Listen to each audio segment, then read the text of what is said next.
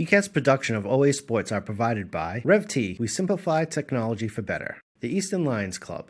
Doug King Builders Incorporated. ECAT would like to thank all the sponsors for the support of producing OA Sports.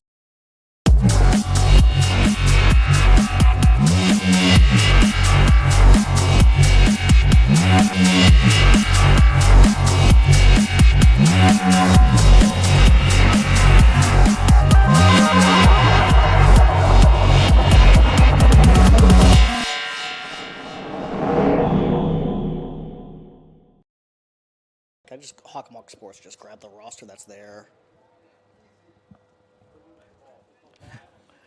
Awesome. Welcome back to Muscato Stadium in Easton, Massachusetts for today's game of All Rams boys varsity soccer against Taunton. A little delay for a referee late arrival, but we are ready to get started here. Welcome to the booth. Diego Rivera. Yeah. Oliver Ames alum. Starting defender for last year's team. How much did you play in previous seasons? I mean, I started every year, every game junior season, and then like 3/4 of them. Did you stay at center sophomore. back, or did you move into center back? So I moved into center back my senior year. Junior year and sophomore year, I was right back. Awesome. Did you play as a defender before high school? Yeah, my whole life I've been a center back. So okay. I was kind of glad to switch back into center back my senior year. But at the same time, I really like right back because you kind of can. There's a bit more freedom because you can attack more. So it was nice to do that for a season. Excellent. Ready to get started here. A little bit more confusion on the field.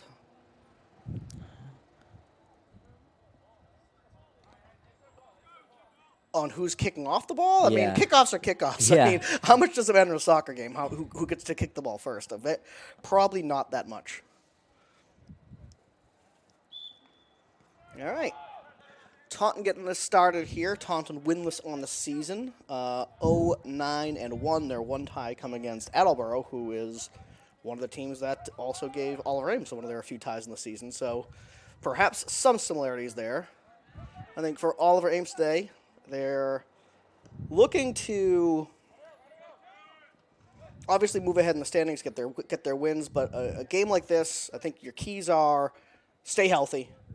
Big week coming up for Oliver Ames with games against Milford and Mansfield, and then back home again here on Friday.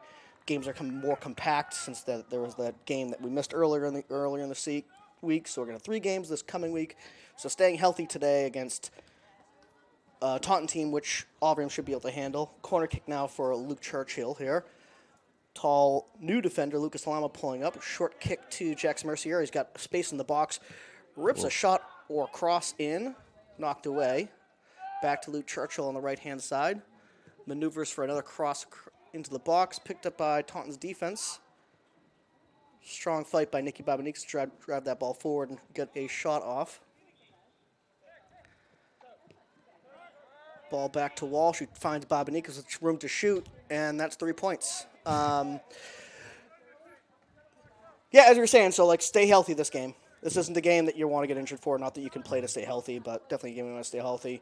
And then win by 3. This is an opportunity for Oliver Ames to get those plus 3 points. Yep, capitalize on all the chances early, just so because you want as much rest as possible. Like you said, they have a busy schedule coming up. So if you can get on top of things early, then it'll make it easy for the rest of the team and the rest of the game. Yeah, and then the third thing, this is an opportunity. If all Rams can do what they need to do right now, good shot by Bernielli, picked up by that central defender, knocked downfield by Taunton, who's certainly on their back heels to start this game. If they can go up by 3 and if they can start rotating players in, it's a win-win for Coach Barada, being able to give young players experience and also move up in those power rankings. Exactly. So you can say a trap game. Walsh now with the ball outside the box. Low shot easily picked up by the defense. Ball comes out. Referee not calling a handball against Luke Churchill. That's probably one of those new arm close to the body non-handball. Yeah, it's tough to call because whenever it's not in the box, they like to call it. But when the same thing happens in the box, they don't call it. So I understand the rule change and all that, but consistency is key, and I think that's all we ask for as fans. So, Yep. And it's tough when consistency is different season to season because the rule seems to change for what's a handball every single yeah, season. yep, that is definitely true. Ball kicked to midfield by the Taunton goalkeeper. Oliver Ames gets the first few touches to it, but Taunton now looking to turn upfield. Strong tackle by Luke Churchill. If he can get there, he's going to have some time to control that ball into the corner. Beautiful cross by him. Cool. Just over Saracen Johnny's head. That's going to roll. Should have rolled out of bounds, but Craig Churchill had the heart to stick with that. Pulled that ball back into the box for Oliver Ames, who continued to push and look for that first goal.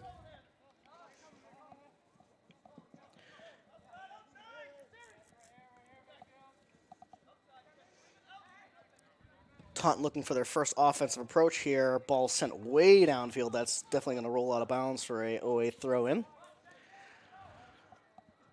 On the defense, Lucas Alama getting his second start in the central midfield. Alejandro Landaverde dealing with, I believe, some concussion-like symptoms I've heard, but I don't have the information on that. I'm not sure if you do. Yeah, I've heard he was experiencing a little bit of dizziness the other day before their past game, which I don't recall who it was against. Stoughton, before Stoughton. Yep. Yeah. Hopefully he'll be better soon. But I think Lucas has stepped up in there. It's not easy as a sophomore. He was hurt all last year. He didn't really have any exposure to the OA program coming in, and just it looks pretty natural for him. So that's always good to see, depth. Babanikas pushing forward here. Now, Babanikas was one of your defensive compatriots this year. Now he seems to be moving in far more into the offensive thing. Good drive into the box there. Maybe one touch away from getting a shot on goal here. Rolls out of bounds for a Taunton goal kick. What are your thoughts on this lineup for, like, Drew Hall at forward, Babanikas pushing an aggressive midfielder? Like, if you asked me to drop what I thought this lineup was going to be going into this offseason, I would have never. Yeah, no, I really thought Drew was going to start. I was kind of surprised to see him at striker. Bernielli looking for his first or second of the season. Referees. Goal. I think the referee called it a goal, but Bernie thought he was calling it offsides there. Yeah. Definitely a deserved goal for Bernie. Been a strong player for the past few years on this team. And Oliver Ames going up with 5 minutes gone in the first half, as expected. So they're going to be pushing forward for those goals so we can start to get some fresh legs in this field and some people staying healthy. But we were talking about the lineup in terms of, like, the vast amount of changes. Your goaltender, your two-time goaltender becomes a forward. Yep. A goalie who started all 3 years on varsity. He came in, I know, his freshman year during the playoffs because our starting goalkeeper got hurt. But, yeah, a goalie who started 3 years on varsity, now all of a sudden a striker. And then two of my defensive partnerships last year, both having a chance at striker this year. I mean, I never would have guessed it. So. Yep. Luke Churchill now with a corner kick. Short kick to Mercier. He's got a shooting opportunity. Great touch by him to the outside. Gets that shot in. Ricocheted off a Taunton defender for another corner kick. Do you know how much I hate short corner kicks? Why is that? They give the defense an opportunity to push forward and catch your players off sides. And they don't have that opportunity off a straight corner kick. Oh. Corner kick right across the box from Churchill. Look to settle it. Definitely looking to settle it. Walsh trying to bring it back. Has got a player on him. Good job turning and getting his body in front of that defender. Tries to get it off to Bernielli on the left-hand side. Bernielli tried an attempt at a fancy touch to get himself free into that corner. Didn't get to it in time for a Taunton throw-in. Oliver is definitely looking for goals here. Players see the opportunity to score in this game. So far this game, I mean, they've been on the front foot. I don't see that changing at all. Anderson for Taunton now with the ball. At about midfield, tries to turn it to another player that has to be pushed back. Good defense by Connor Hedrick. Yeah. And those Churchill boys, once again, with their aggressive forward attacking tackles. Craig Churchill springs Bernie down the right-hand side. Bernie had to maneuver around a referee. Ball goes out of bounds, unfortunately, for him.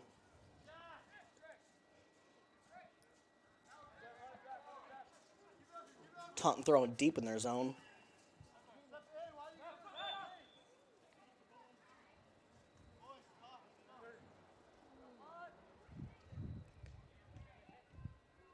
So this OA team has got how many goals against them this season? Yep, a solid 2, which is Would you say this defense is better than your defense from last year? Numbers-wise, numbers it has wise, to be. yes. Numbers wise, yes. There's no But doubting I'm not that. seeing the same way that you guys would communicate and layer your defense. For example, here, player gets past Walsh, and that's that layering that I saw constantly last year from Yeah. you guys is you were built as a defense that knowing that a player is going to get beat at some point, and you have to back them up.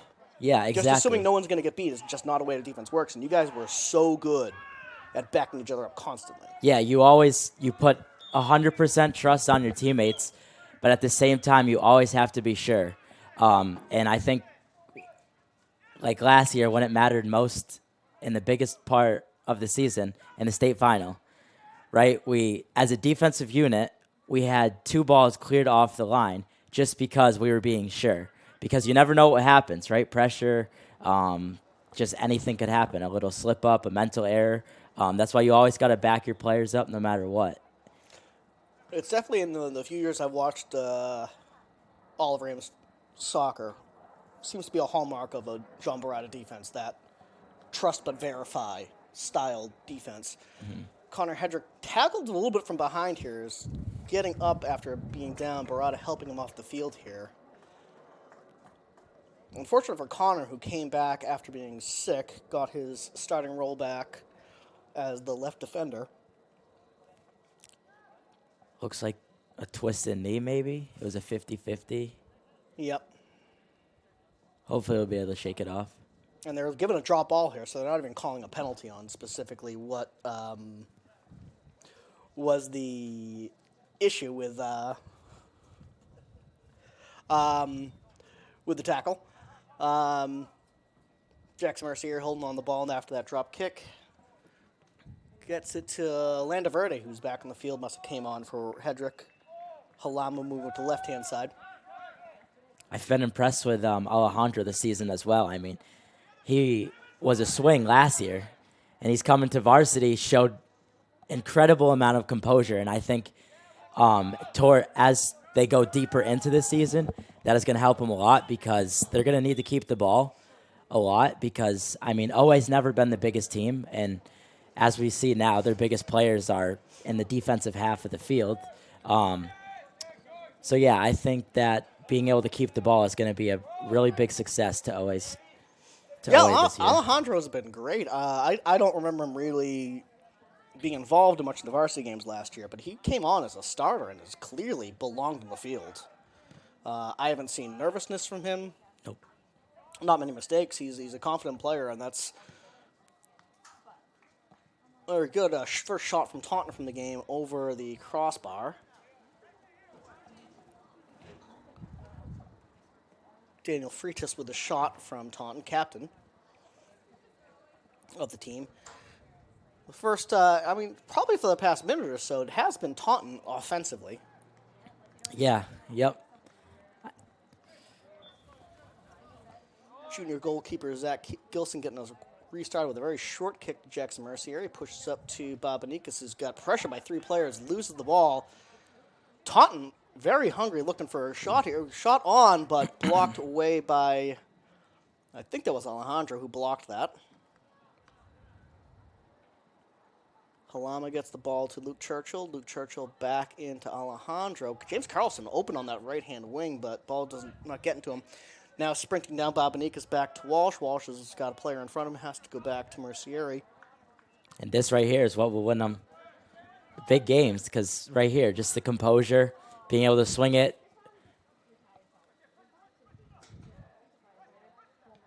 Absolutely. Their defensive passing has been very good all season long. That is absolutely for sure. But Taunton down with the ball just outside the Oliver Ames box. Great back tackle by Josh Braz to get the ball to Craig Churchill. Sprung is Luke Churchill. James Carlson with his legs getting behind the defense, but Churchill dribbles into the box on his own. Scooped away by the Taunton defender.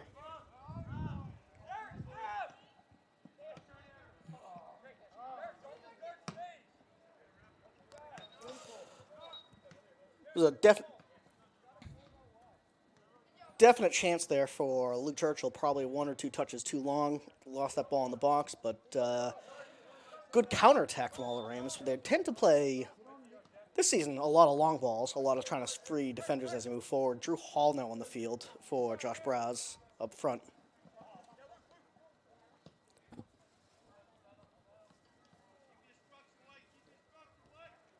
Landaverde gets the ball over to Halama. Halama pushes forward to Hanjani. Strong tackle by the Taunton defense, but eventually Cyrus wins the ball back. And as I say that, he loses it. Taunton now pushing over the half-yard line. Definitely an attacking opportunity here, driving into the box against Halama. Past Halama, crossing opportunity. Cross is picked up very well by Alejandro Landaverde and then knocked out of bounds but for a Taunton goal kick. Taunton's not laying down in this game. Nope. It's that split second when you take that one extra touch or hold on to the ball just a little bit long. That's when Taunton, they looked, from what I've seen so far, they've had a couple good chances on the counterattack. Yep, definitely looking for goals here. They're not without goals in the season. They've scored against Stoughton, scored 3 goals and a 6-3 loss, but still scored 3 goals. So it's not like they're devoid of offense. And Johnny fouled from behind as he brings the ball over the midfield. Get us restarted. Your Jackson Mercieri over to get us restarted.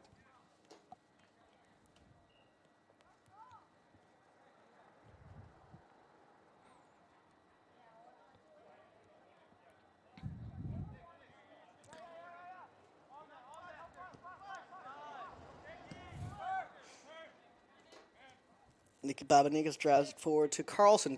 Good pass by him. Well, good idea of a pass by him to get both Drew Hall, who was open just outside the box, but cut off by a Taunton defender.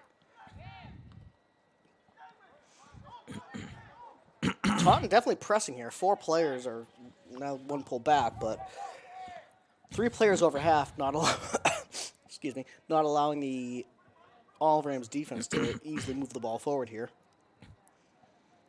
Mercier at Alejandro Landaverde. Babanikas tries to spring Carlson, but his pass is intercepted by Winston Lopes from Taunton. How often during your high school career were you playing against kids you knew from club soccer? Was it a common practice or not that much? Not really. I mean, not from my team. Really, the actual first time I played against someone from my team was the semifinals last year. Melrose. I had one of my teammates who I was playing. From Melrose? Wow, Yeah. okay. Yep. Nicky Babanikas now with the ball just outside the box. Shooting opportunity for him. Shot curves directly into the goalkeeper's hands. And Johnny tries to get the rebound, but ricochets off a defender and eventually out of the Taunton defensive box. They win it back again. Rare miscue by Jackson Mercier trying to get the ball to trying to get the ball to Luke Churchill. Taunton now driving into the box.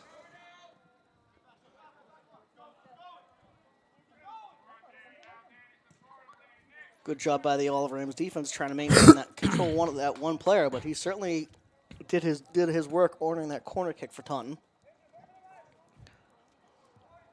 After that first goal, I can't say that Oliver Ames has had that same hunger that you saw at the very beginning of the game. Yep. I think that, they got to really take their chances out wide, I think, or look for those through balls.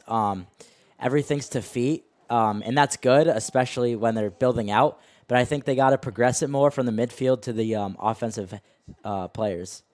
Yep.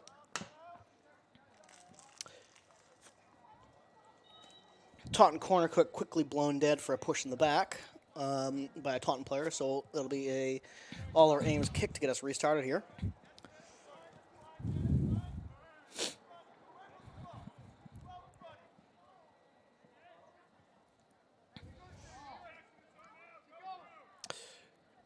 Perhaps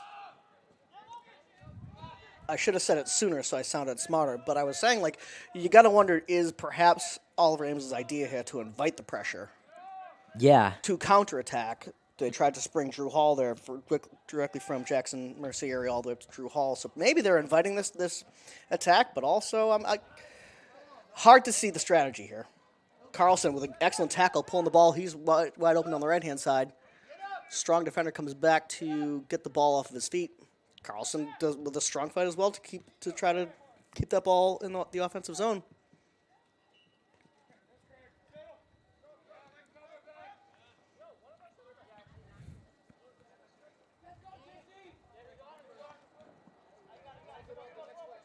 Throw and quickly lost out of bounds by a Taunton player to give the ball over to Oliver Ames for a throw-in. Long throw into Craig Churchill, tries to spring Carlson on the right-hand side. Ball quickly lost out of bounds for another Oliver Ames throw-in. 23 minutes left in the half. 1-0 Oliver Ames. Carlson with a attempt at a cross, a little behind the goal. Ball was high. Very hard cross to get off.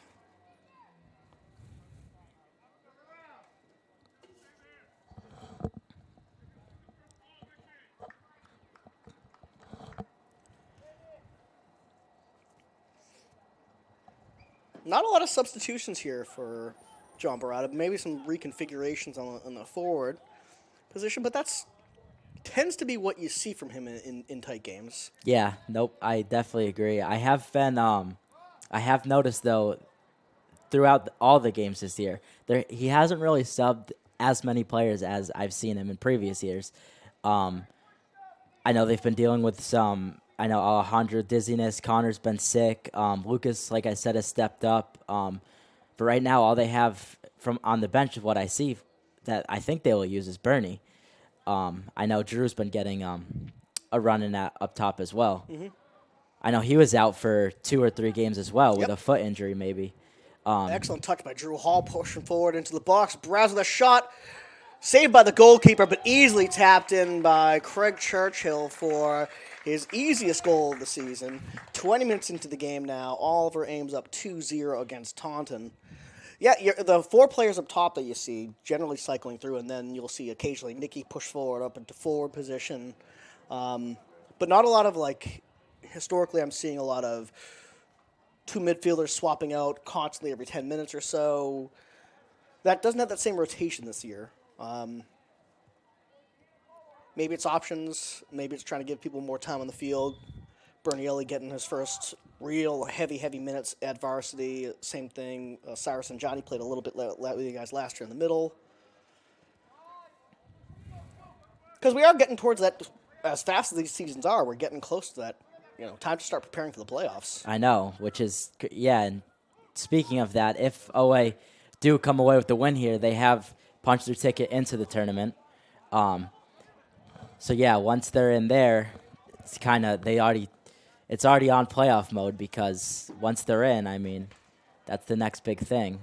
First you got to make it, but once you make it, then you're preparing for the playoffs at the same time. You still want to be really focusing on the league, preparing yourself for the playoffs, and getting everyone in the right mindset. Babanika's doing a good job intercepting the pass out of the Taunton defense now. Craig Churchill turns the ball upfield. Excellent pass by him to find brother Luke Churchill. Loses the control to 3 defenders at the top of the box. Clearance by the Taunton goalkeeper goes directly out of bounds. Walsh gets restarted. Throw bounces to Drew Hall over a few players. Hall now with some time in the corner. His cross in blocked by a Taunton player, and now they're coming away upfield. Excellent back check by Drew Hall to get that ball back. Now Luke Churchill with it. Drives into the box. Looks for a cross. Braz picked up by the Taunton defense. And have no choice but to send that ball out of bounds for a Oliver Ames corner kick. It doesn't look like anyone on Oliver Ames wants to take this corner kick. Yep. This is the Johnny corner kick who would normally take it. I was going to say, I'm going to guess it's Luke or Craig. So far this game, everywhere I look, they're there. So that's the way with the Churchill boys. It seems to be when you're watching soccer. At least in the midfield position, they're always. Yeah, they're definitely the engines of the team. Yep. No doubt. Luke Churchill takes the kick, gets it into the near post, punched away by the Taunton goalkeeper, ricochets off for another corner kick, I assume? Yep, and I think... Yep, so Cyrus and Johnny subbing back on for Drew Hall, so Cyrus is jogging over to take that kick. Luke will push back into the box. 20 minutes left in the first half, 2-0 Oliver Ames against Taunton. And Johnny's kick high directly. Halama almost had that big head of his, tall head of his. On that, Braz with a shot. Whew. Josh trying to score against his old team. Oh, he is from Taunton. Yeah. Okay, I was wondering where he came from. Yeah, Taunton. Going into the season. Okay. Yep. I saw him embracing some of his teammates before kickoff. Talented forward. Ripped a shot from maybe 8 to 10 yards out. A lot of power on it. Smashed the field goal post. Taunton goal kick. Halama comes away with control after the goal kick. Gets the ball back to Landaverde. Mercier back to Landaverde. Sherry Simon from Taunton, the only player pushing forward for that high press that they've been utilizing normally in this game, but right now they seem to be pushing back on defense. Mercier springs Braz, who gets the ball over to Ellie. Ellie back to Braz is with a crossing opportunity. He pulls the ball back into the corner. Ball back to Walsh, but 20 yards out. Has to turn around, gets the ball back to Mercieri. Good ball control from Oliver Ames. You were hoping to get that ball into the box, but hey, options weren't there. They maintained control, so that's all you can ask for. Hard tackle on Cyrus and Johnny, who's looking for a call from the ref. Not going to get one. That's a little bit of Cyrus's game, though. Something I've always said about Cyrus is he definitely watches soccer on television. Yeah. Because he looks for it sometimes. He knows how to ask for penalties from refs. Yep. And I mean it's so hard for a ref nowadays because, as a player you ask for everything, and then the refs are on the fence about some things, and it's tough for them because I was a ref and I reffed only a handful of games, but let's just say it was very tough. I can only imagine. It's a fast game, and the majority of penalties in a soccer game, they're all judgment calls. Yeah.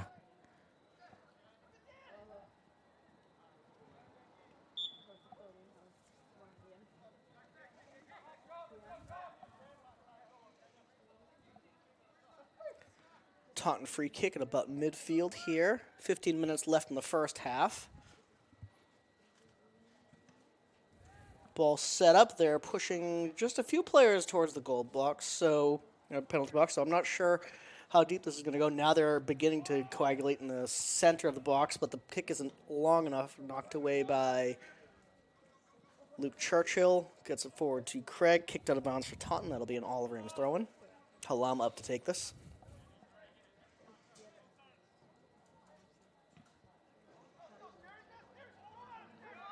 Counterattack now by Taunton.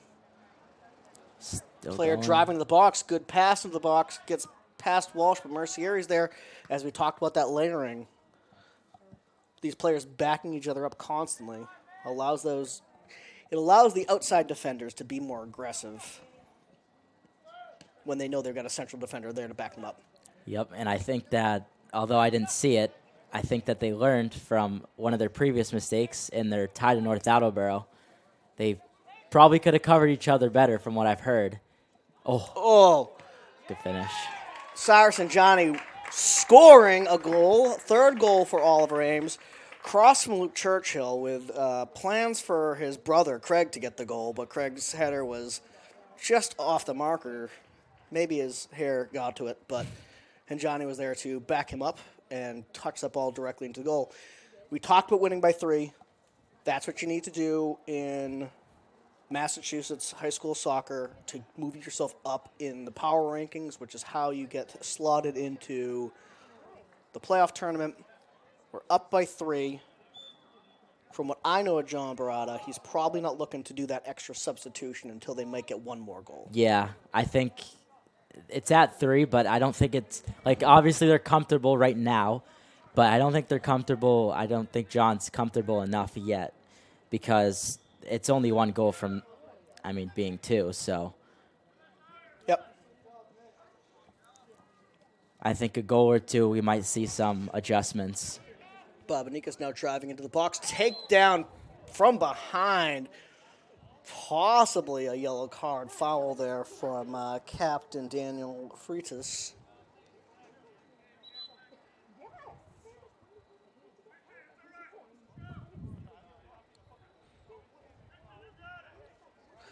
The referee is eventually coming forward with the card. So that'll be a forced substitution for Taunton. Some words being exchanged between the two players right now. Babanika's walking away and Freitas walking away from Taunton. Substitution always allowed between players. Captain Jackson Mercier sharing a handshake with the captain from the Taunton team. Looks like it could be a good opportunity here. Maybe a shot on goal with a rebound.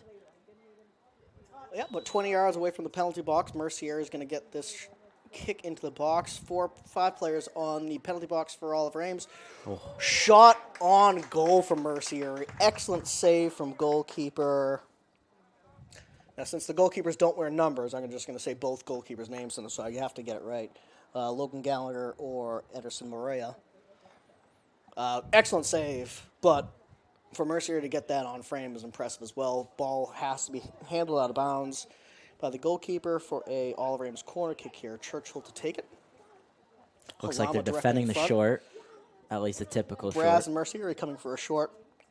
Ball goes to the back post, headed by Craig Churchill, floated over the goalkeeper into the back of the net. 4-0 Oliver Ames. I'm still going to cheer if Taunton scores against us, I'll be honest with you. This team is, I know that their players are better than what we've seen here so far. So you might not have a lot. So I would say for players like Walsh, Babanikas, Henjani, they have played significant minutes with a lot of the players on the Taunton bench and some on the Taunton field.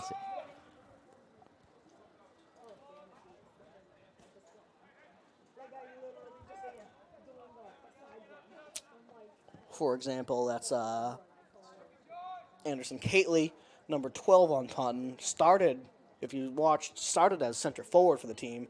Now he's central defense, a very versatile player, super strong. Smart, too, can get on the aggressive side. And Johnny driving into the box now, looking for the 5th for Oliver Ames. Gets the shot on goal. Goalkeeper does a good job kicking it away and then recovering the rebound that he gave up. Kick save off the post, back to his hands.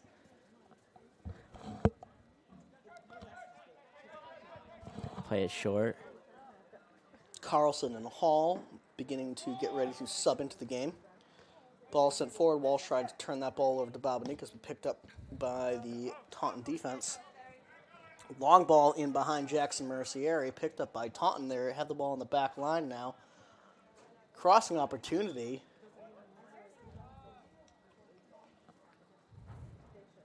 Ball lost out of bounds is what the referee is calling. He's calling for a goal kick there, which I'm sure Jackson Mercier is thrilled that that didn't turn into something that he didn't want to happen. Yep, definitely. That's a sigh of relief right there. Hall back on as forward. Carlson coming in on the left wing position. Halama now with the ball. Lost out of bounds directly into the coaching staff for Oliver Ames. I have terrible eyes, so if you know who that is, feel free to let me know. I can't see that bench. It was right into Mr. Milliken and Mr. Linares.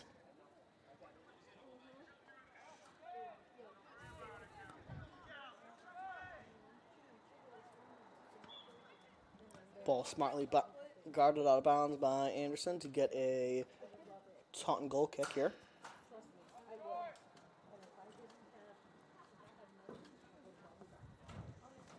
So we're past the trap game here. What is the strategy now for, again, keeping healthy? 3 games coming up next week, 3 important games coming up next week. I think for the rest of the half, I think keep the foot on the gas. And I know for the subs coming in, it's going to be the same message. Keep your foot on the pedal. Don't give them any room to breathe. Yeah. I don't see OA sitting back here at all. I do expect the second half to be a test for me against being able to read players' numbers and associate those numbers with a name on a roster that we haven't seen a lot of this year. So, but players that deserve to be here, excellent shot there by Craig Churchill from outside the box, saved by the Taunton goalkeeper. So still 4-0, 10 minutes to go in the half. This is a great chance for players like Cameron, Ikanaru,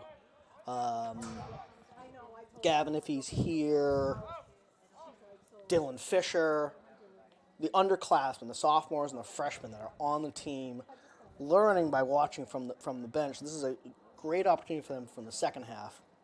Yep, good opportunity for them, and then for the seniors who may not get the time that they would like. I see some of them warming up right now on the sideline, so I bet you they'll be happy to get in. Absolutely. Players like Kevin Santana, for Yep. example, spent a long time playing, had some injuries during his youth, spent a lot of time away from the game trying to heal up. As he's back in the team, has done very well when he's had his time coming onto the field. Mizuko should see plenty of minutes in the second half. So a lot of players that, when it comes to getting experience, you don't want them coming in a playoff situation where this is their first time. So getting them the minutes now is going to be important. Injuries happen. Yep. Always opportunities. Always things changing. We talk about the constant changes at the lineup. These players need to be ready. Yeah, and I see a few more players coming up as well to maybe warm up. Looks like they're going to sub in 3 seniors. Number 4, Nathaniel Mizuka. 11, Kevin Santana. And 7, Ryan DiFrancesco.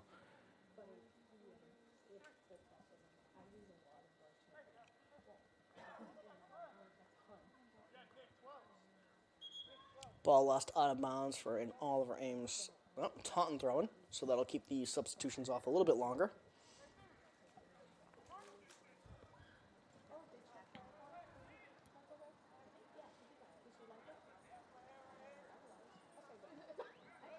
Carlson gets the ball to ricochet off a Taunton midfielder for that Oliver Ames substitution that they're looking for.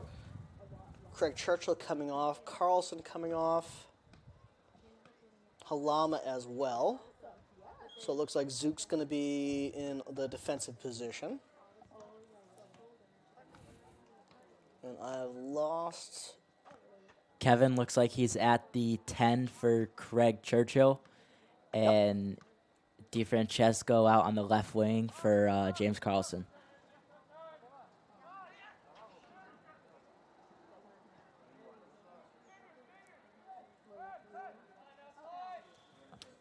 Taunton looking to build off that substitution, tries to get the attack. Excellent tackle by, that was Santana that got that ball off the Taunton player to spring Drew Hall at the forward position. Offsides called though on Hall, so that'll be a restart for Taunton. Just behind the midfield.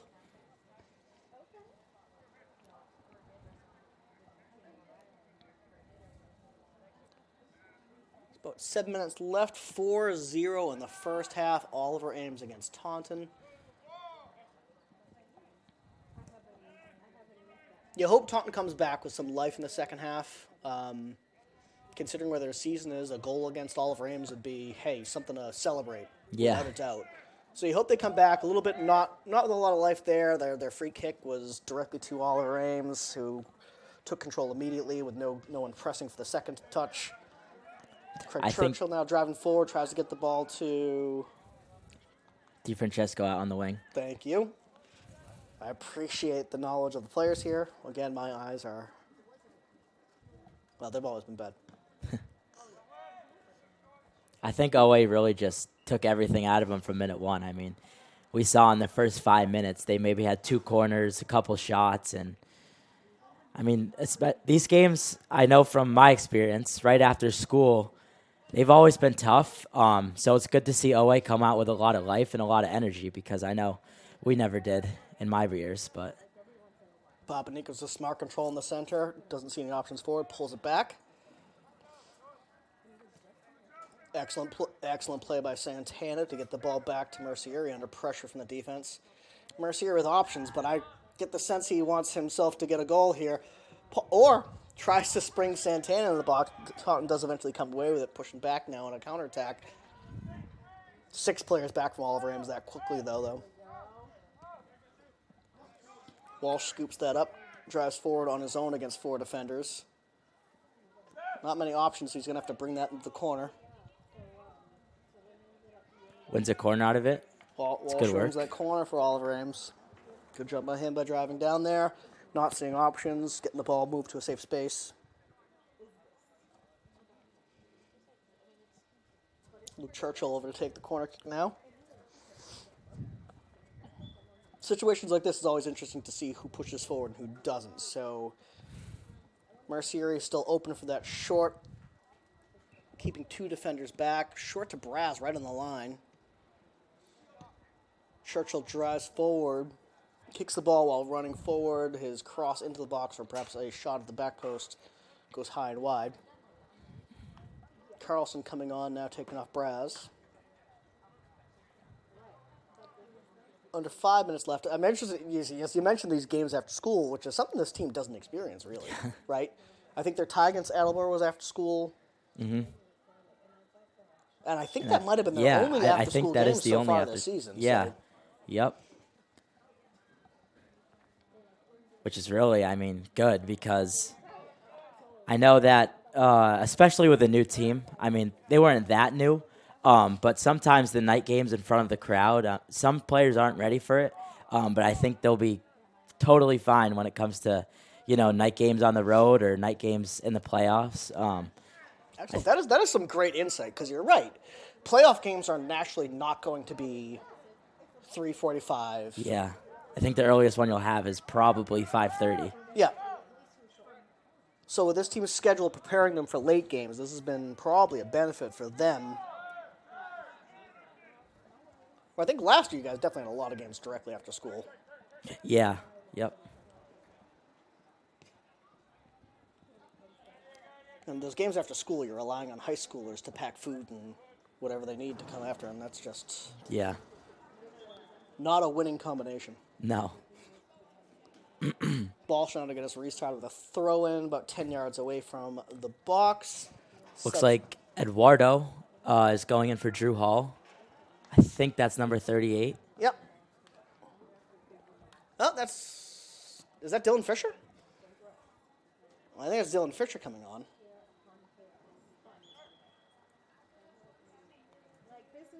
Or not. My eyes are... No, that is Eduardo. That is Eduardo, yep.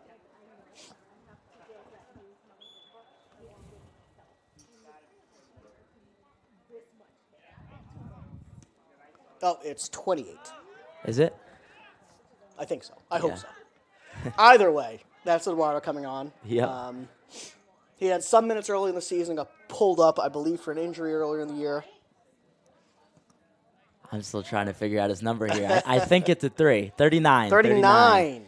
Yep, one off. So I'm not the only useless person here in the box. These numbers are impossible to read. I prefer FIFA when the names of the players are clearly written on my screen. Mercier now with the ball defensively. Time and space that the high press from Taunton earlier in the game is not available. Walsh tries to spring Carlson. Ball lost slightly out of bounds. Carlson had a good run there. If that could have connected, another opportunity for an Oliver Ames goal. Clock stopped under 2 minutes left in the half here. 4-0 for Oliver Ames. Walsh with an excellent tackle. Has got Eduardo in front of him and two Taunton players. Moves the ball cross field. Tried to find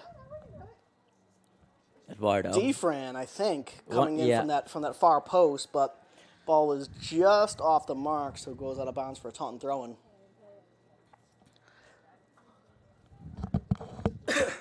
Hoping to see Taunton come out with a plan and some life in the second half.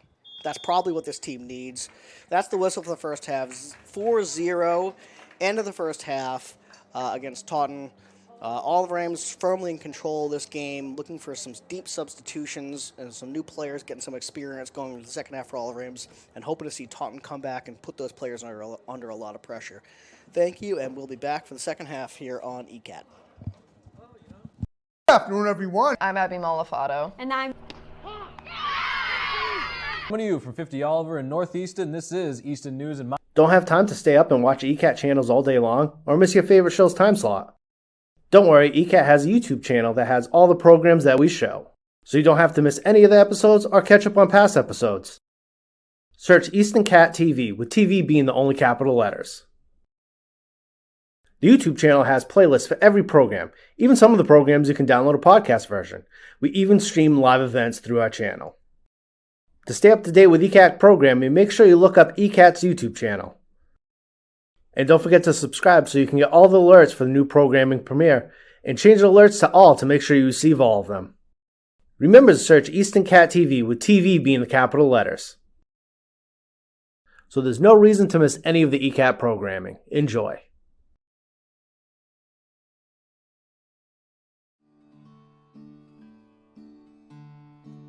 There's a storm. Join me, Priscilla Almquist-Olsen, to explore the town of Easton and its interesting, engaging, ordinary, and extraordinary people, and meet a smorgasbord of guests, including artists, authors, musicians, business owners, community organizations, clergy, local leaders, etc., etc., etc. Community Forum at 3 p.m. on Thursdays and 1:30 p.m. on Saturdays. See you then.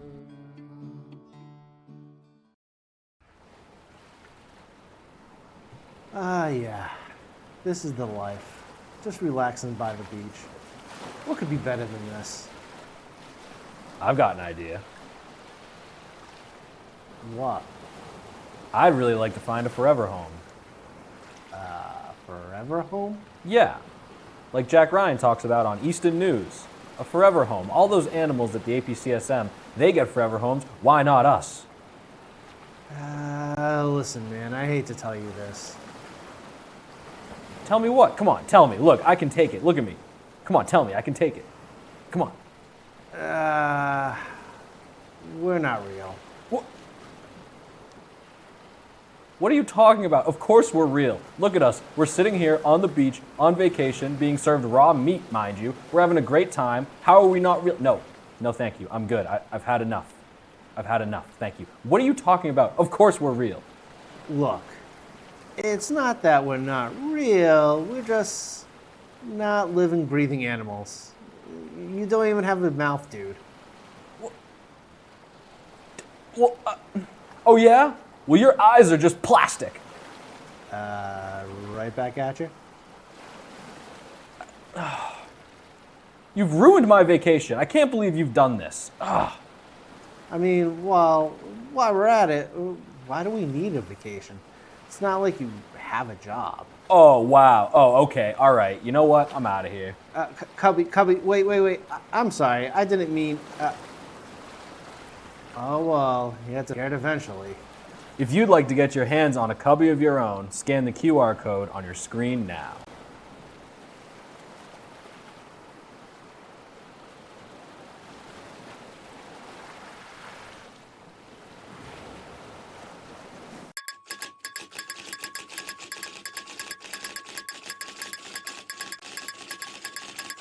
Hello and welcome to Easton News. I'm Joe Taft. And I'm Jack Ryan, and together we bring you everything you need to know about Easton, including politics. The Town of Easton is undertaking a crucial public safety and public works facilities replacement project to enhance essential services for the community. Community events. Mark your calendars and get your costumes ready. The Easton Food Pantry will be hosting a Halloween parade. And sports. Boys soccer stayed hot, defeating Stoughton 2-1. That was the team's 5th straight division title, and 4th in a row in the Davenport. With APCSM guest segment Pet of the Week. Hi, I'm Katie with the Animal Protection Center, and today we have a little Iris. With help from special correspondent Wyatt Fain. Join us For Easton News. playing 6 o'clock Friday, Saturday, and Sundays. Welcome, ladies and gentlemen, boys and girls, residents of Easton, friends and neighbors. This is Bill Ames, co-host with Priscilla Almquist Olson of the Film Connection. on ECAT now for over 20 years. We're very proud of that. And we like to interview guests from Easton who have been involved in the film business. Actors, producers. We're very fortunate today to have a producer of a film.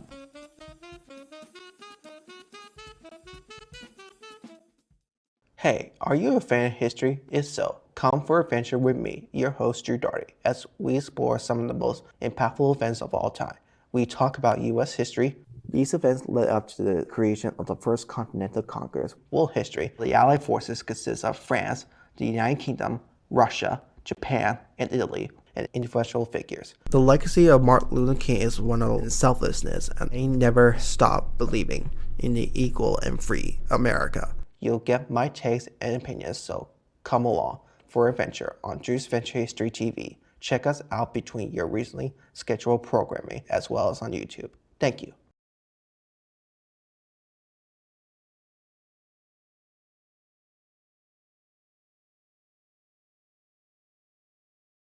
Hi there, I'm Gail Devins, and join me as we discover all the businesses that made Easton great. This is a wonderful, wonderful place. I cannot wait.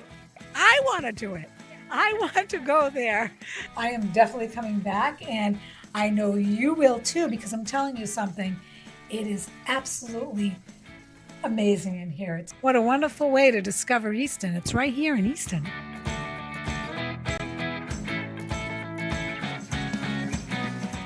Showing at noon on Mondays, 2 p.m. on Tuesdays, and 11 a.m. on Fridays, only on ECAT.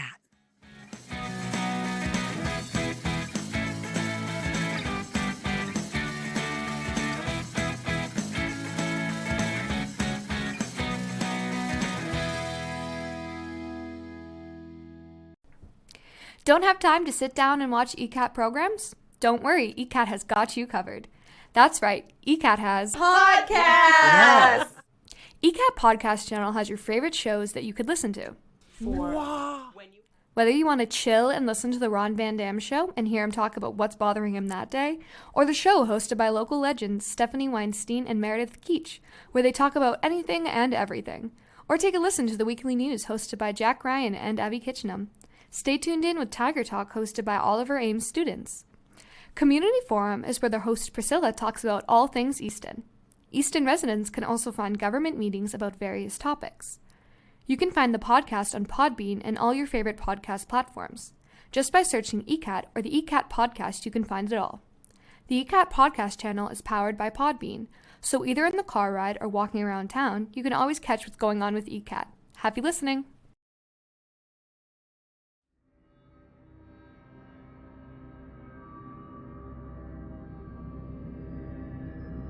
Oh, I didn't see you there. Sick of all the new shows and movies dominating pop culture? Well, have no fear, because Old Time Movie and Old Time TV are here, where we like to add our own flair. There's a truck out front, and if we could just get the keys. Man, are you crazy? Are you out of your mind? Those are flesh-eating zombies. They upended our car, okay? We're lucky to be alive, especially Joe. I had to pull him out of the trunk, for crying out loud. It's been a long day. Also, make sure to check out the Radiocast, our accompanying podcast where we talk about what we've watched.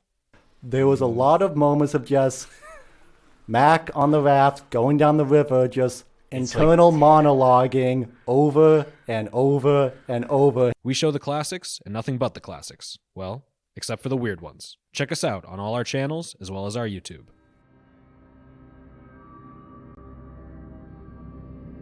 Hello everybody and welcome to the official first episode of Eatin' with ECAT. My name is Joseph Taft. I'm Jack Ryan. And I'm Abby Kitchenham. We are, in fact, your co-hosts, and we are determined to bring you all the big eats that you can handle. So listen, if you're a foodie, you're not going to want to miss any of the action. Check out our website, www.eastoncat.org, or find us on social, at EastonCat. to find this episode on demand. Oh, you're going down, Kissel. You're going down. You're going down. I got through the foam, and I'm getting a little more down to the... It's like... The fact that Put that there's one jelly back. in this just unsettles me. A Reuben sandwich is the best sandwich out. The sauerkraut mixed with the Thousand Island and the rye bread. This is something I have never seen before. We're good. We're all family here. Where does the ice cream begin? Big and bite. the whipped cream end? No more plate.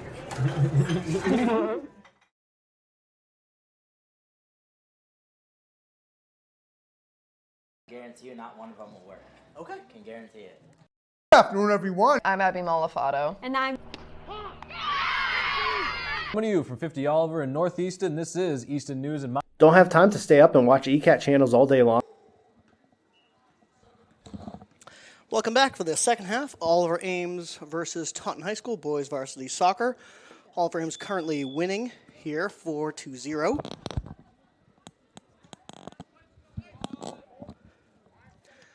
Joined here in the box tonight with Diego Rivera, Oliver Ames alum, two-time champion. Craig Churchill now with a chance in the box to start the second half, ripping another goal. His second goal of the game. 16 seconds in. Yep. 16 seconds in, we talked about wanting to see a Taunton team that's like, hey, let's win the second half. They're already down 1-0 in the second half. That's unfortunate. I mean, like I said, the message is clear. Keep your foot on the gas. Give them no room to breathe. Don't let them get comfortable. And they've done exactly that. And if that message isn't clear, look at this lineup here. Yeah, exactly. Zero changes from the start of the game. Yep, this is the same lineup that started the game.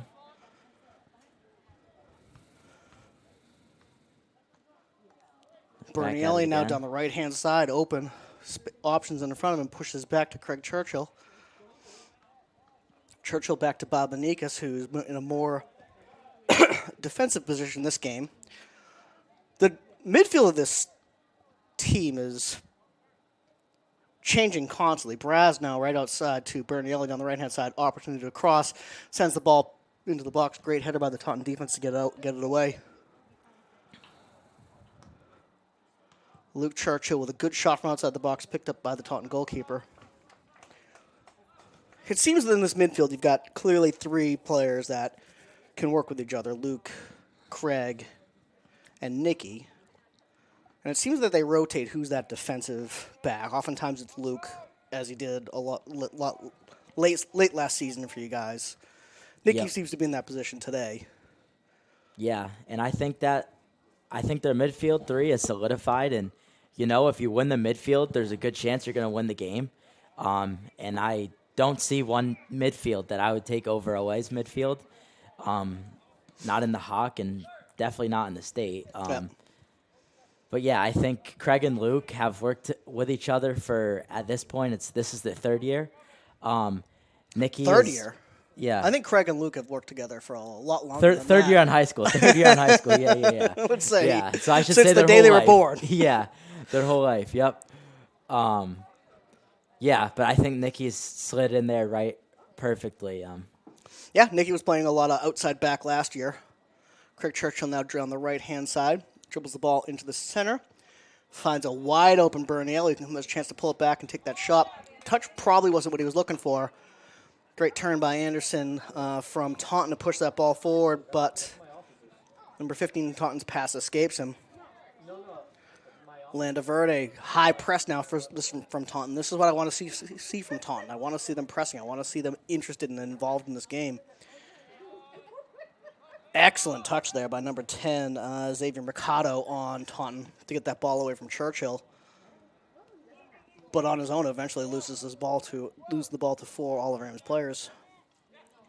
And Johnny, great pass by him to spring Luke Churchill. Excellent touch by Churchill to open space down the left-hand side now. Good ball. Braz got the ball in the box. First touch escaped him, couldn't get there.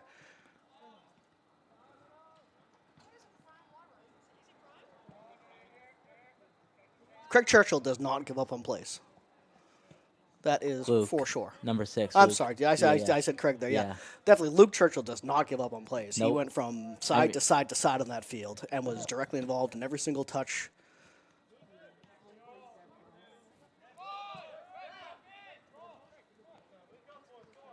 we talked about you going into your senior year in terms of, like, what did you anticipate? So, like, I don't want to look past this season, of course, but going into next year, this is going to be Cyrus, Nikki, and Zach's team, right? Yeah. Going into their senior year, no longer have the Churchills. Do you go into that team with that same confidence that you're as good of a team, or do you feel like a lot of weight on you in terms of I need to be better than I've ever been? What's that mindset going into your senior year? I know for me, I was really looking forward to being the leader myself, and I can only control like certain things. I can't control other players, how they prepare themselves for the season and the off season, but. Braz open into the box there. Sorry to interrupt you. Walsh push forward down the right-hand side. Sprung Braz. Taunton now, the defensive players getting on top of each other. Braz with the goal. 6-0 Oliver Ames over Taunton. And then quick subs. Looks like Christian, Eduardo, and number 43. I think 43 came on last game, and I heard people yelling, "Go Charlie!" So I'm just going to call 43 Charlie? Or is that Christian Cameron? Is that 45? No. Christian is right wing. Yep, so Christian Cameron coming on. Yep, and then 43. Charlie at 43. Yep. So now we're talking about those substitutions that are critically important to building teams for the future. We're just talking about before we were interrupted, like you going into your senior year. Yeah. Building for the future is getting these minutes here, so you don't go into those late upperclassmen years with the nerves on you. Yep. You've got experience. This game is significantly faster at the varsity level than it is at the JV level. Yeah. I think that you really got to just rely on your teammates and really push them to be better. And I think the biggest thing is there's obviously the starting team, but it's also important that the second team for varsity, we'll say, wants to beat out the players on the starting team and really wants to earn their position, because not only does it motivate them to get better, but it motivates the starters to get better. So when you do that, I mean, everyone's getting better. And throughout the season, I mean, they all get better as a group, and that translates into the following year. So, yeah, I think that you just got to come in with confidence. Like I said, you're your own team. You're not going to be like the same team. Like, we'll never be like my junior team. Mm-hmm. This team will never be like us. Yep. And no one will ever be like this team. Yep. So you're unique in your own way, and you just got to play to your strengths. While you're speaking, Taunton probably had their best half of the second half so far, down the right-hand side. Eventually sprung across goal, but Gilson picked up the shot pretty easily. So maybe Taunton's still in this game in terms of looking for that goal and winning the second half, if you will. It's 2-0 in the second half. Yeah, I mean, like, difference in teams. Last year you guys had Joey come back. And we also had people would always ask me, what position does Joey play? Yeah. And my answer was, Joey doesn't play a position. Yeah. Joey's just told, go where you need to be. Yep. He didn't have a role. Just get him on the ball. Yep. There was times he was playing right back. There was times he was playing center forward. It was wherever he would need it to be. Yep. Whereas this team seems to have a little bit more structure to it. Yeah. No, I agree. I mean, I definitely see a little bit of freedom in the middle, as in I do see Craig go play striker and Luke and Nikki will stay, and then I see Luke going up, and then sometimes even Nikki going up as well. I think that having that freedom is good. I know, like you said, we got Joey back, but a lot of people doubted us because we lost an All-American, being Casey. Yep. And then we lost Andrew Martins to private school. So no one thought we were going to be what we were, but that's where I say, like, only you know how good you are. So you just got to trust your team. Kurt Churchill now down in the field after a slide tackle. Looks like he might have got kicked there, and then looks like we got some more subs. Dylan Fisher on the left, Jacob in the middle, and David on the right. So David Nicanaro, Jacob Fedorchik, and Dylan Fisher getting their opportunity here. All of them getting some opportunities earlier in the year. Luke Churchill sitting up, grabbing at his calf. Doesn't look like he's in too much pain here. Probably just, like you mentioned, a kick in the ankle or a kick in the shin that's stings a little bit.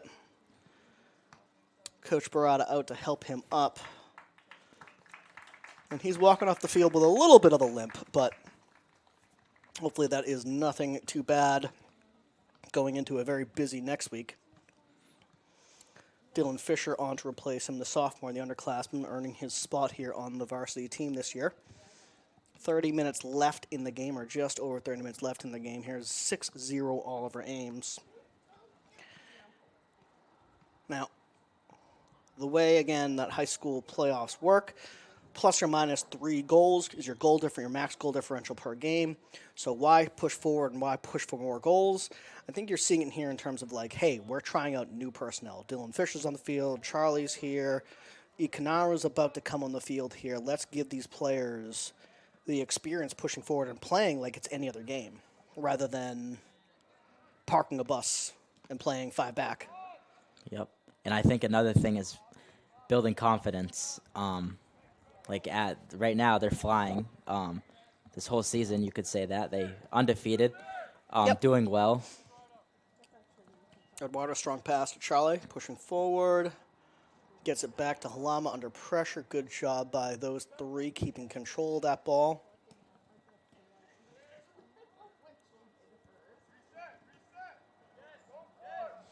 Even when Taunton wins the ball, Oliver Ames does a good job within 1 or 2 touches to get the ball back. Halama cross field to Mercier. He's going to try to drive up the right-hand side. Tries to find Churchill.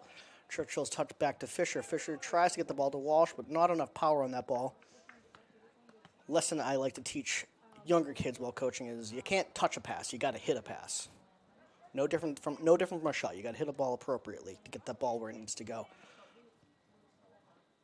Churchill driving to the box now, shooting opportunity for him, wide right, out of bounds for a goal kick.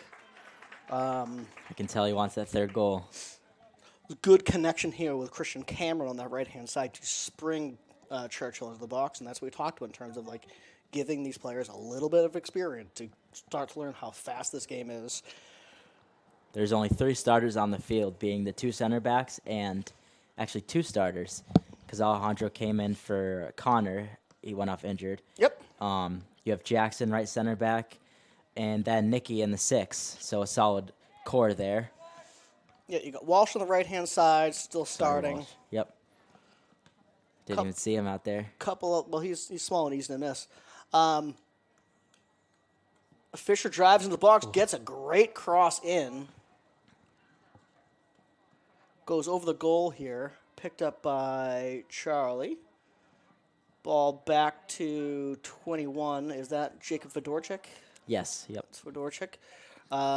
Gets that ball forward to Mercier. Mercier turns it upfield.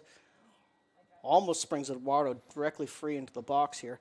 Mercier has been one of the heavy minutes guys. I don't see him subbing out that often when we're doing these rotations to the players with less experience.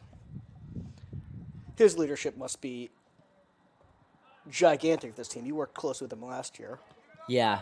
Yep. I know that from talking to him, he was definitely, as the season went on, he was definitely getting more vocal and more comfortable. And like you said, having these other people who may not be experienced, they look up to the leaders on the field.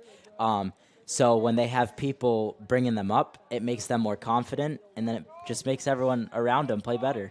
I think a big part in any team is just having a really vocal leader who plays with confidence, brings the team up, because, I mean, confidence really does go overlooked in soccer because you can tell what players play with it and what players don't because, I mean, one game they could look like a whole new player that you've never seen just because they have playing with confidence.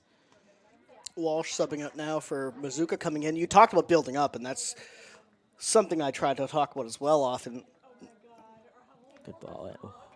Great cross in the box by Cameron. Tried to get it to Eduardo. Ball just knocked away by Taunton. Carlson now trying to push the ball to Babanikas. Ball lost, but picked up by the Oliver Ames defense. Confidence and positivity are a great thing in soccer. And when you have a captain or another player that is telling you what you should have done rather than building you up for what you could have done makes a big difference. And I see that difference in Jackson Mercier this year being the player who's often supporting the younger guys in their decision making. And I also see a really, really impressive difference in Nicky. Because I've played with Nicky for a good amount, I've always knew what he's capable of. But this year, I think it's really showing. And although he might not be the most vocal on the team, I think that he leads really well with just his skill set and how he plays. Yep. Many ways to lead in a soccer game. Lead with skill. Lead with how you're speaking. Lead with direction. Zach Gilson's a good example of that. Mm-hmm. He's definitely a field admiral, moving players around. Eduardo trying to drive down the right-hand side, picked up by the Taunton goalkeeper, gets it back to their midfield, but only as far as Icanaro. Icanaro knocked off the ball, but does a good job recovering it. Now Dylan Fisher turns upfield, pushes Eduardo into the box, tries to get his shot off, but blocked away by the Taunton defense, pushes it down to the left-hand side defensively. Came in aggressively, trying to knock the ball off the Taunton defender, knocks the ball out of bounds for a Taunton throw-in. But 25 minutes left in the game here. 6-0 all over Ames. Seems like it's Babanikis' team right now with the way he substituted, perhaps prepping Nicky for captainship next season, keeping him on the field with the younger guys. Mercier as well, still behind him.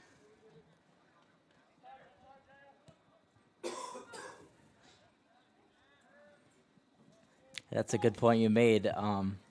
It could be what a lot we see next season. This team could be the team. Oh, just over the bar as. But yeah, I think add a couple more starters who are maybe resting right now, and then a few guys right here. This is what it will look like next season. Well, welcome to the commentator's curse, because as you were saying, that Nicky Babanikis gets subbed off. The field for 23, which I don't have on my roster. Victor. That is Victor. Okay. Victor now the ball, pushes it outside for Cameron. Ball a little bit hard. Cameron tries to get there in time, lose the ball out of bounds for a Taunton throw-in.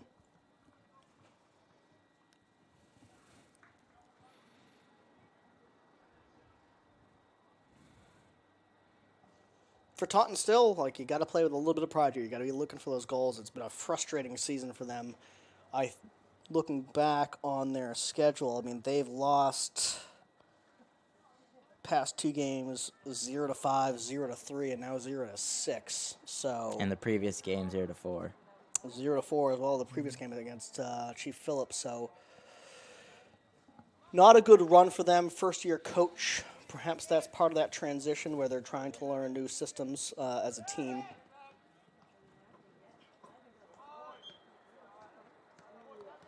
For them next, they've got Attleboro, which is the team that they got their one tie of the seasons for. So perhaps something that they can boost their confidence with, a team that they know that they can hang with.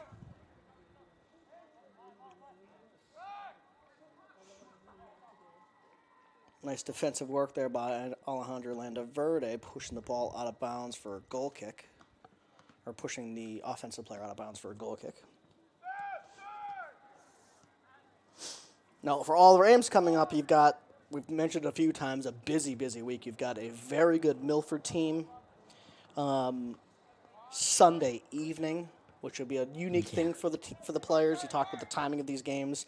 That means they've got to relax all day Sunday and be game ready for a late Sunday game, which probably is something that's unique to their schedule.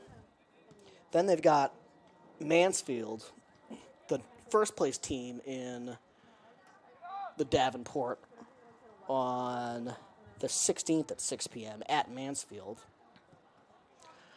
I suggest if you're going from the Oliver Ames side, arrive there early, because the Mansfield stands first come, first serve for the good seats. Otherwise, you're pushed to the far side of the field and you're walking. Or you're sitting right behind a pole. Or standing in a really, really tight alleyway. You're doing all you can to find a semi-good seat. I think, though, to touch on Milford, though, I think this will be arguably the biggest test for OA. I know Mansfield was a good game, but Milford is always good. They like to play a lot. They have some good technical players. But I also think a 6 o'clock game on a Sunday, I think it should bring out a crowd. And I know OA probably isn't used to a crowd. So I think Milford will be a good test. I know one of the commentators in this box is going to be coming to that game from Patriots game and will very, very likely be in the mood to yell, we'll say. So it'll definitely be a good game for the team. But again, like, how as a player do you prepare for a 6 p.m. game on a Sunday? So, like... Yeah, I mean, it's definitely tough. I think that you got to go through your same Sunday routine that you'd always go through. Because it's being 6 p.m., you can get a little bit more rest if you'd like. I know I don't really like to switch my routine up, like, even a little bit, so I would wake up the same time, do the same thing. But I think the most important thing is eating the right things. You got to eat the things that will give you a lot of energy to be ready for a 6 o'clock game. But I think that it is a big... Candy bars and potato chips, right? Not quite. Okay, all right, fine. Well, maybe I won't be prepared then. I think that... corner kick now coming in. Who's taking that corner kick? That's David. Econaru taking a great corner kick. Carlson almost stuffing that in the goal. That was a beautiful corner kick by Econaru. Now Taunton trying to drive out. Excellent fight by Charlie to make sure that they can't spring out. Always a smart foul. Like, if someone's about to break free and they've got space in front of him, good fight by him to win that foul, or to give that foul, to let Taunton take that ball. And, man, what a wasted opportunity there. Kicked directly out of bounds for them. Things aren't going right for them. But, yeah, so late Sunday game, it's these boys are largely used to going to school, being fed a lunch, going home, getting a snack, coming back to the field. Now it's wake up on Sunday, and all the options and all the things you can get into on a Sunday that are going to take you out of that game frame mindset. Yeah. It's a dangerous, especially against, you're saying, Milford, a very good Milford team. Yeah, but like I said, it is a high-stakes game, so I think naturally the players are just up for it, and I know they want to go into Milford and just do whatever they can to win. I mean, like I said, it's going to be a good game, and I'm looking forward to watch it. Could it be a John Barada Sunday morning walk through Borderland State Park to get these boys' minds on the game? We'll see. Yeah.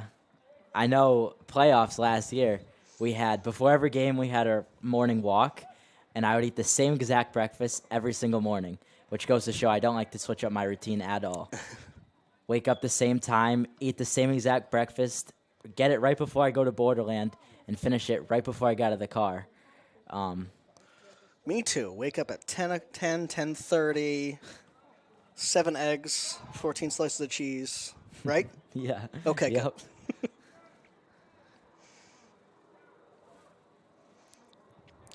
Ball driven down into the right-hand side by Oliver Ames. Carlson getting us the restart. Launches the ball. Good throw by him into the box, trying to find Econaru. Charlie with a chance now in the box, dribbling away from the goal. Good job and good decision-making by him not to drive into a corner where he had no options. Pulls the ball back. Finds Fedorchik, whose shot is wide to the right, but smart play, learning to drive into open spaces instead of places you can't get to is a skill set you need at this level. Dribble into the green, not into the other team. Yep. I just made that up. That was pretty impressive. Yeah.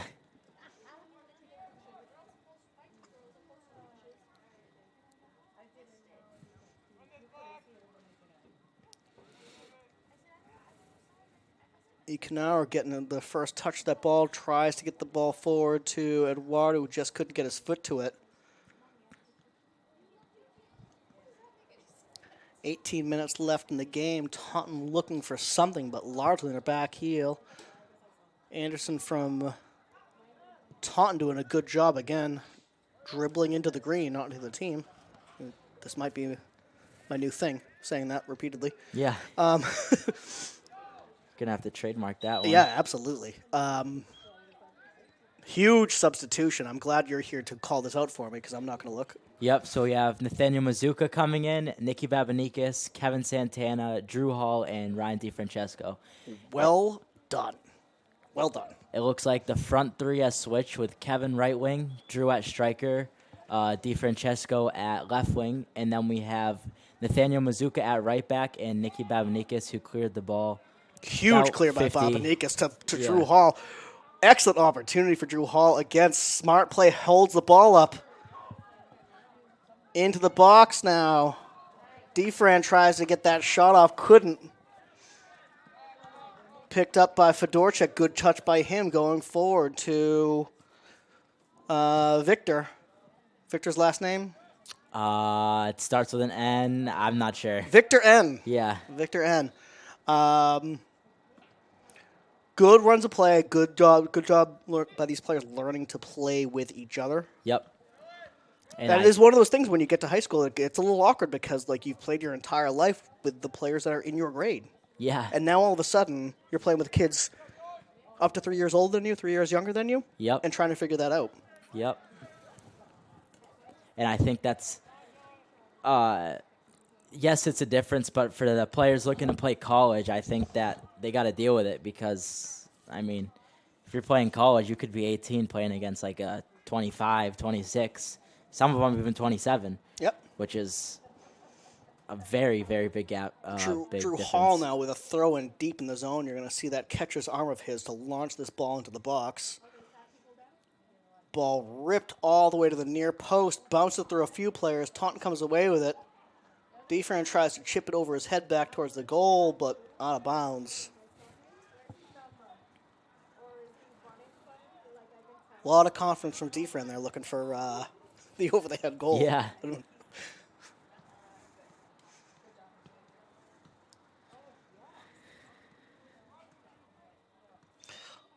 Job done so far for all of Ames. I listed off the key plays. I mean, granted, Luke came off with an injury. It didn't look like it's anything serious, though.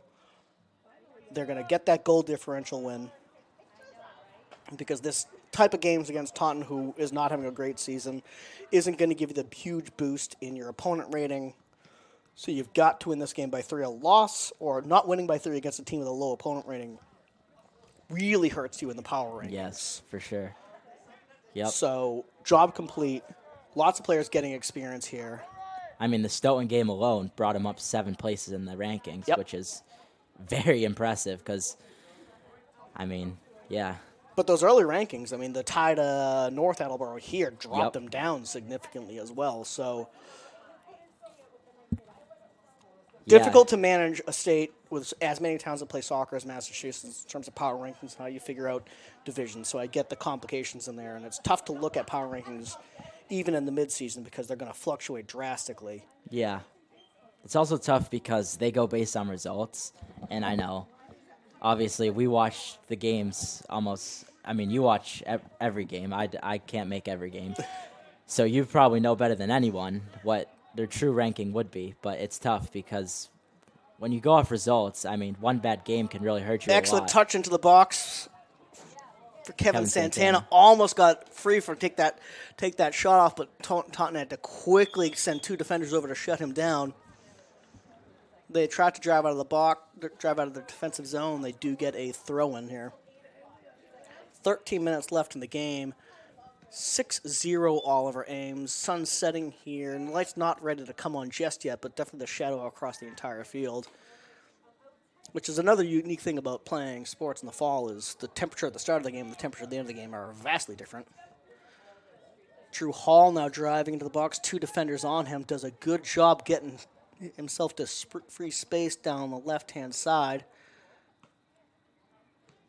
Crossing opportunities, but really intelligent play by him to find Victor in the box. Victor gets that ball back to Dylan Fisher. Launches a ball way outside the box, wide right.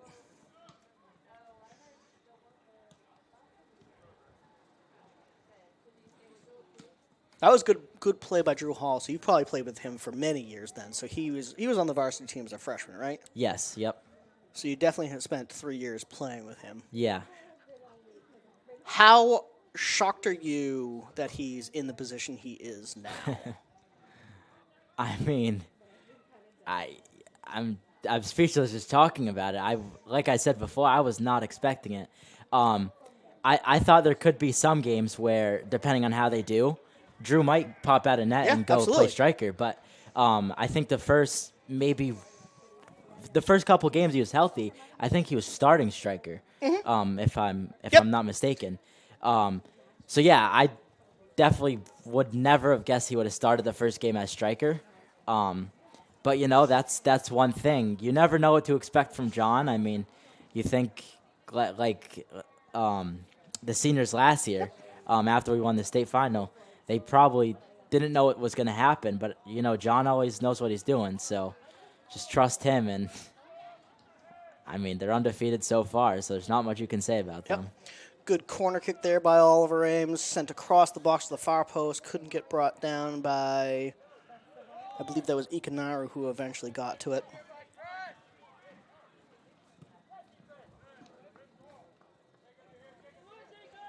For Georgik, good play by him to turn that ball around, listening to his goalkeeper Gilson to bring the ball back to him. Excellent touch and turn by ECAT.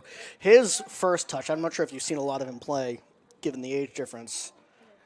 His patience on the ball is unique. A lot of players tend to get that tunnel vision when the ball's at their feet. He does not. He seems to see the entire field with the ball at his feet, and I think that's why he earned his spot here on the varsity team as a freshman.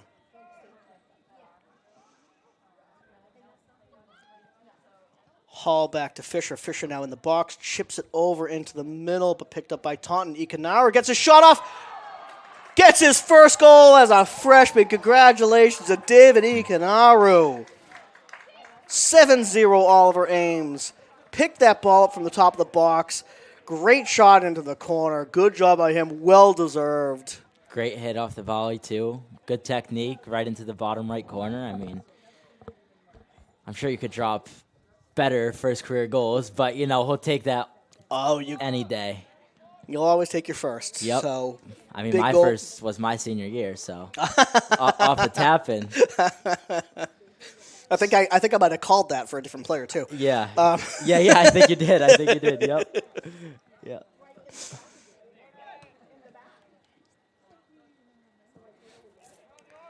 Congratulations, David ECAT, getting his first goal in the Oliver Ames varsity. Well deserved. Good shot from outside the box. Found that corner. 7-0 Oliver Ames against Taunton. 10 minutes left to go in the game here. Taunton not looking to win the second half, but again, I will celebrate a goal from them. I mean, these players, why I enjoy doing this commentary stuff is I know how much work it is for 14 years of your life, 12 years of life, whatever it is, to get to this level. Drew Hall in the box now. Turns back, chopped down from the back. Referee picks his hand up for a play on. I've never seen a play on when you have a PK possible, but okay.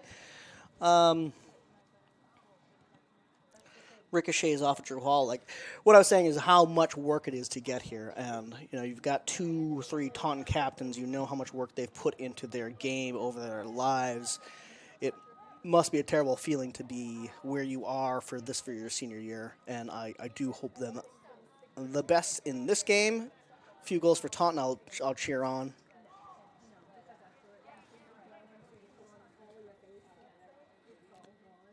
Although I play Sunday, it's nice to go into your Friday and partly weekend, long weekend as well, with a nice win to prepare for Milford. But I know tonight and Saturday will feel good. I imagine Saturday will probably be light because they do play the next day. Yep. Fisher now turns the ball upfield, about midfield. Good move by him to get past 2 defenders. Gets the ball forward to Victor, pushes it forward for Defran. Defran, good touch over to ECAT. ECAT turns the ball back over to Victor, who drives forward almost to the top of the box. Good job by him to get the ball back to Fisher. Fisher now at the top of the box, into the box he goes.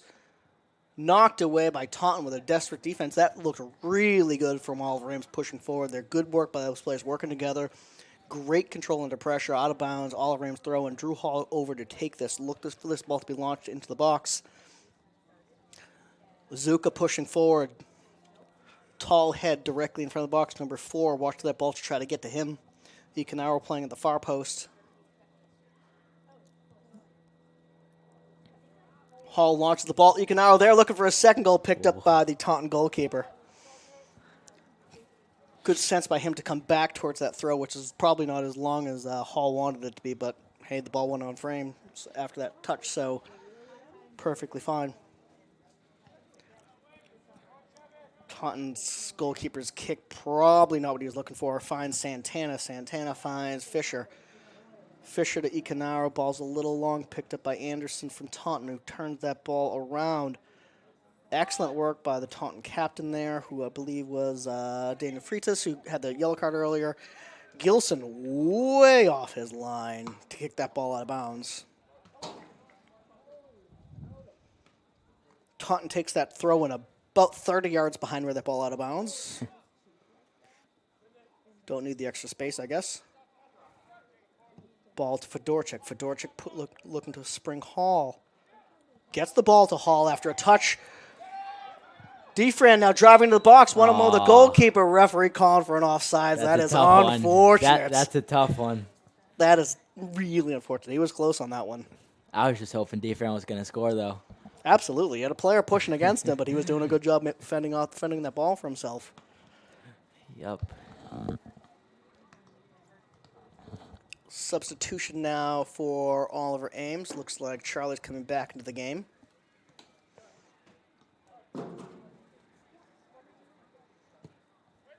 Anderson launches the ball downfield for Taunton. First touch to Fisher, second touch to Babanikas. Taunton does bring the ball down outside the box. Fisher with a tackle to bring the ball away. Gets the ball back to Fedorchik. Fedorchik down to Hall. All for Ames with their non-starters in the field right now, still largely in control of this game here. 5 minutes left now. 7-0 Oliver Ames. Taunton drives into the box. Gets the ball across, but picked up by Zach Gilson. Gilson pushing his team forward, probably looking to take his time before he gets this ball restarted for us. And probably not the kick he wanted, directly to Taunton, about 30 yards away from the box. Their pass off the mark. I don't know how I haven't noticed that James Carlson's playing defense. But James Carlson does a good job getting in front of that ball, making sure Taunton can't move forward off that off Gilson's poor kick out.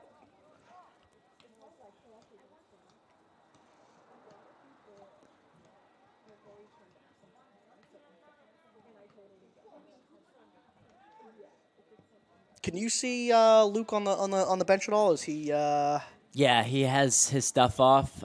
No ice. Okay. But I think he's fine.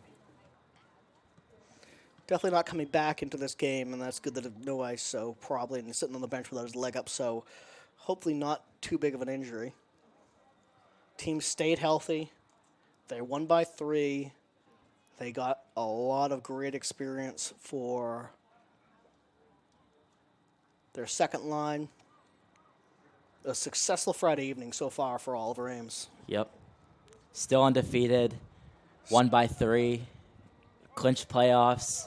Can't complain.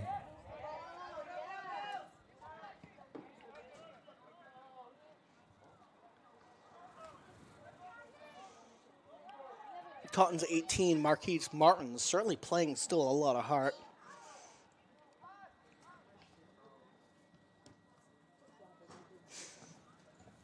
I assume, yep, a senior. Defran sprang into the box. Oh, goalkeeper just that ball just before he could have got there to pop that in. Taunton's goalkeeper rolls the ball forward. Lots of space in front of the defender to move that ball forward. His chip forward only as far as Fedorchik. Fedorchik back into Oliver Ames' offensive zone. Charlie comes away with it, tries to spring defense, passes a little bit too heavy. Taunton goalkeeper confidently touches the ball forward, picks it up, rolls it forward for his defender.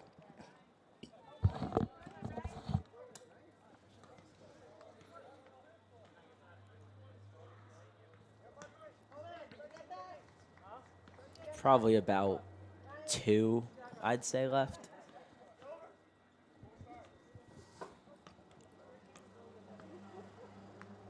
I would say probably about, how much time left? I would guess 2:39. To be personally. exact? Yeah. Yeah.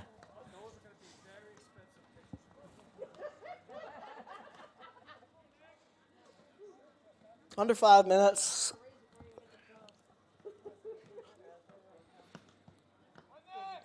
Clear win by Oliver Ames here. Did exactly what they need to do. Looking like a team mid-season that they are poised to do another deep strike into the playoffs here. Oh, I guess we were both wrong. We were. Yeah, we we were were both all off. really wrong here. Perhaps an early whistle by the referee ending the game here. Oliver Ames 7.